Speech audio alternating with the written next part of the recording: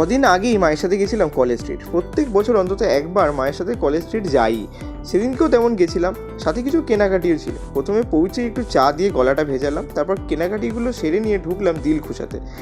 College street এলে দিলখুশার কবিরাজি খাওয়া মাস্ট। ছোটো থেকে খেয়ে যাচ্ছি, এখনও একই আছে খেতে, তবে সাইজটা ছোট করে দিয়েছে আগের থেকে।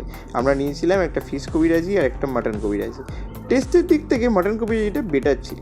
এরপর আমরা নিয়েছিলাম একটা ফিশ চিলি, এটা বেশ টেস্টি। এরকম সাইজের 4 পিস ভেটকি মাছের টুকরো দিয়ে বেশ সুন্দর স্পাইসি একটা গ্রেভিতে বানানো, সাথে ফ্রাইড রাইস দিয়ে জমে যাবে।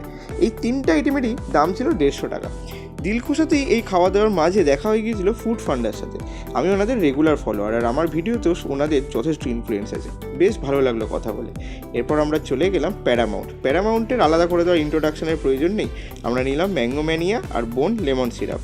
রাবড়ির বেস দিয়ে বানানো ম্যাঙ্গো ম্যানিয়া দারুণ, আর ওদিকে লেমন সিরাপটাও ভালো। তবে বিকেলের ড্রিঙ্ক না হয়ে রোদ থেকে ফিরে ক্লান্ত অবস্থায় খেলে দারুণ রিফ্রেশিং লাগবে লেমন সোডাটা। ম্যাঙ্গো ম্যানিয়ার দাম ছিল 120 টাকা, আর লেমন সিরাপটার দাম 70 টাকা।